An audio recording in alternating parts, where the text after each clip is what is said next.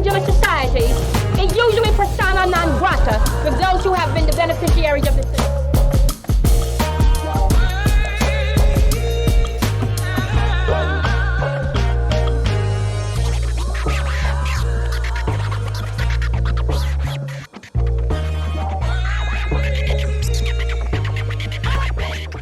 I'm so excited to have sitting next to me Adrianne Todman. She is the acting secretary for the Department of Housing and Urban Development.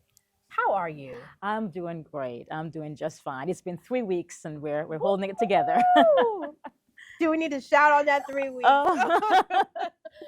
You know, these are big shoes. HUD has been able to really stand in the gap in many ways that people really don't know about. And so off the bat, I just want to ask, besides how you're doing, what is the state of housing? So the state of housing has been on a roller coaster over the past couple of years. But here's where we are today. We still see rents are high. We still see that people who want to purchase a home are finding it more and more difficult to find that first home.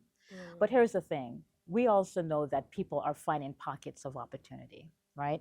HUD's programs have been providing first-time homeowners that opportunity. Over the past 3 years, we've helped over 1 million first-time homeowners purchase their first home.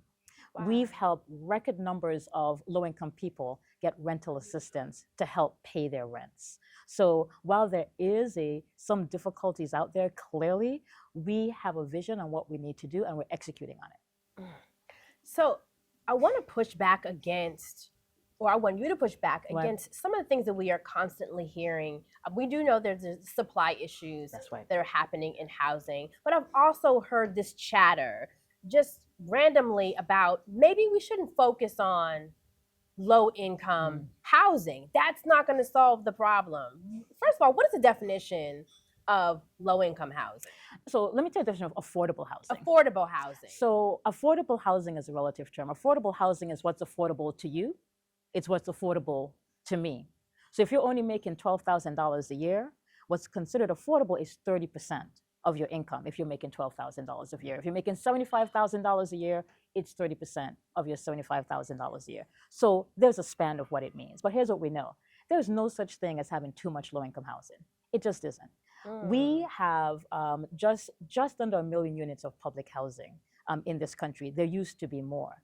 This housing, even though some folks criticize it, this housing has helped family after family, generation after generation have shelter for kids and seniors. And that's the most important thing. We have Section 8 housing, where people are able to use a voucher in the private sector and be able to afford a home. So I'm not quite sure who these people are. I don't know who these people are saying that. We will not acknowledge that. I don't know who these people are that say that we don't need any more low-income housing, because that's exactly what we need. People are finding it's hard for their incomes to keep up. Absolutely. Look, I'm in DC. Great job. But when I look at, first of all, trying to find a home and then the cost of living, when you put that together in some areas like a DC or in other parts, certain parts of California and other states, it just doesn't always mix. So we have this bad rap when it comes to affordable or low income, and people are off in their definition. So two things are happening. Income has not kept up with the cost of housing for the past couple of decades, not just last year and the year before. For decades, income has not kept up. But something else is happening. We just stopped building housing as a country. And you have millennials coming along, you've got the Gen Ys and the Gen Zs. We stopped building housing during a period of time when we really needed to just push and build it. So we have this upwards of $3 million homes, $3 million more homes that we need to actually build. And one of the things that Biden administration is doing is making sure that we are providing information to folks on how they can do that. We are providing funding for that. One of the things the president is proposing is a $10 billion innovation fund so that we can build housing. We want to make sure that when people want to build housing, that there's not too many rules to slow them down. Absolutely. I've traveled across this country and I hear from people over and over again, like, I want to build these 20 units, I want to build these 100 units, but people don't want me to build it. So one of the things they're working with is how do we try to make sure that folks can build the housing that we need, and not just rental housing. homeownership housing as well. That builds wealth. And it builds wealth, it builds generational wealth, but even more importantly, it's something that people can feel solid about when they come home at night. They don't have to worry about their rent going up when you own your own home. And so we are focused not just on helping renters do better, but we're focused on those first-time homeowners, and those first-generation homeowners get their fair shot. This administration has made it a point time and time again to talk about putting equity at the Yes. center of it all. And the president has directed all of his agencies to look for ways in which equity can be increased.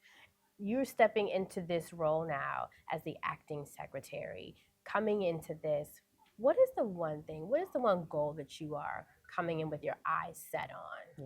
Yeah, that's a great question. Look, the number one thing I think we have, in addition to needing more homes, is access to those homes, right? If you try to get a mortgage and the bank doesn't want to give it to you, that's a problem. That doesn't represent equity. If you try to rent an apartment and the landlord doesn't want to give it to you, that does not represent equity. It does not represent this country moving forward. So in addition to building, we have to make sure that there is equity in access. And that access looks like this, I want to buy a home. I know where to go to get my down payment. I know how to keep my home. I'm able to, sustain that home ownership. And here's one more thing, and I mentioned this earlier. There's a thing called appraisal bias, right? You were So coming down the lane that I was going to end on. So you have your home, you feel proud about it, Yes. equity is going, because Yes. equity is going, we're talking about building generational wealth. And you're getting your home appraised, and it turns out that across the street, Come on, where there's a white family, come on. their home is worth 20% more than yours. Same looking house, same block, Same. but it's appraised 20% less. This president said, absolutely not, we're not gonna have that. We're not gonna have that. So there's a whole body of work on appraisal bias. People should not have to take the pictures of their family off their bookcase, off their walls, so that their home can be appraised higher. That's not right. That's not right. A lot that needs to be done, Yes. but a lot that you all are doing. Yes. Let me just say thank you so much for stepping into this role. Thank you so much for what you've done in previously. And I'm confident. I'm just by sitting next to you that the groundwork that was laid before by Secretary Fudge, that you are just going to trailblaze. So Adrianne, thank you so much for coming on AURN to talk with us today. Thank you for you. Thank you. Take care.